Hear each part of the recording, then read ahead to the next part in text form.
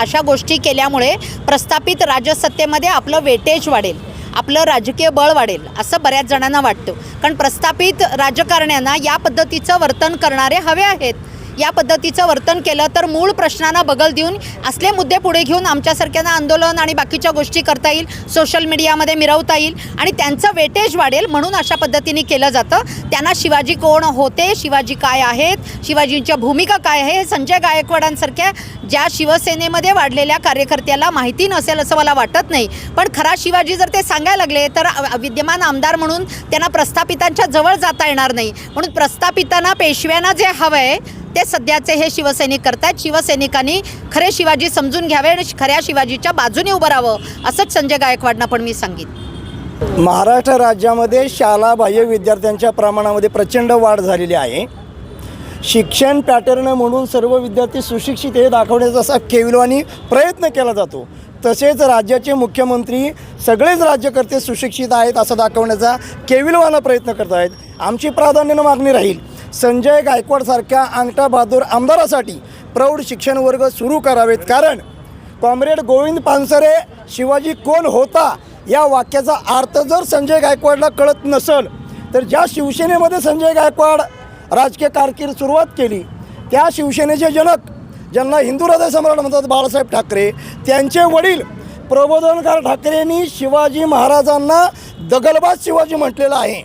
दगलबाज आणि दगाबाज याच्यामधला फरक कळणं तितकंच महत्त्वाचं आहे. वाकड्या दाराला वाकडी मेट ठोकणारा तो दगलबाज शिवाजी हे समजून घेण्यासाठी राज्यकर्त्यांचा प्रौढ शिक्षण वर्ग सुरू करावा आणि हे काम विद्यमान मुख्यमंत्री, सुशिक्षित मुख्यमंत्री, पदवीधर मुख्यमंत्री, ॲडव्होकेट मुख्यमंत्री देवेंद्र फडणवीस साहेबांनी सुरू करावं हे आमचं या दिवसाचं निमित्तानं निम्र निवेदन राहणार आहे. कारण आंबींना धमकी दिल्यानंतर सातारा जिल्ह्यामध्ये पुरोगामी लोकांनी प्रचंड असंतोष निर्माण झाला. ॲडव्होकेट वर्षाताई देशपांडे आमच्या थोरल्या भगिनी यांनी संघटनेला हाक दिली आणि शिवरायांच्या पुतळ्याजवळ शिवाजी कोण होता या पुस्तकाचं वाचन, चिंतन आणि मनन झालं. माझ्या माहितीप्रमाणे हे पुस्तक संजय गायकवाडनं डोक्यावर घेण्यापेक्षा डोक्यात घेणं काळाची गरज आहे. एवढं सांगेन. जय भीम, जय भारत, जय शिवराय. शिवाजी कोण होता हे गोविंद पानसरे लिखित गेल्या 38 वर्षापूर्वी प्रसिद्ध झालेलं एक पुस्तक. या पुस्तकाच्या माध्यमातून महाराष्ट्रामध्ये प्रचंड एक वैचारिक गदारोळ किंवा आपण असं म्हणूया एक चर्चा सुरू झाली की खऱ्या अर्थानं शिवाजी महाराजांचा इतिहास या महाराष्ट्रामध्ये गोविंद पानसरेंच्या निमित्तानं सुरू झाला. गेल्या 4 दिवसापूर्वी बुलढाण्याचे आमदार संजय गायकवाड यांनी शिवाजी कोण होता या पुस्तकाचे लेखक प्रशांत आंबी यांना धमकी दिली.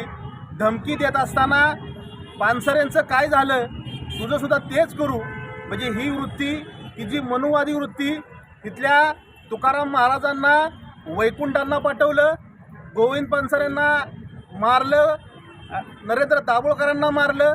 म्हणजे तिथल्या ज्या समाजसुधारकांनी समाज सुधारवण्याचा प्रयत्न केला त्यांना संपवण्याचा षडयंत्र मनुवादी व्यवस्था करते आहे. आम्ही या घटनेचा संपूर्णपणे निषेध करतो. कालच सातारा शहरामध्ये महाराष्ट्र धर्ममोर्चा हा निघाला. यामध्ये मराठ्याच्या साम्राज्याचा जो नकाशा आहे की तो विस्तार करणारा नकाशा हा 8वीच्या पुस्तकातून वगळण्यात आला. या संदर्भानं या सातारा शहरामध्ये मोर्चा निघाला.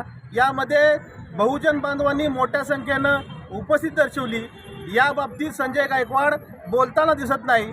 महाराष्ट्रामध्ये चर्चा सुरू झालेली आहे की मराठ्याच्या साम्राज्याचा विस्तार दर्शवणारा नकाशा या बाबतीत ज्यावेळेस सातारा शहरामधून आवाज निघतो त्या बाबतीत संजय गायकवाड बोलायला तयार नाही, देवेंद्र फडणवीस बोलायला तयार नाही, एकनाथ शिंदे बोलायला तयार नाही, सुनेत्रा पवार बोलायला तयार नाहीत.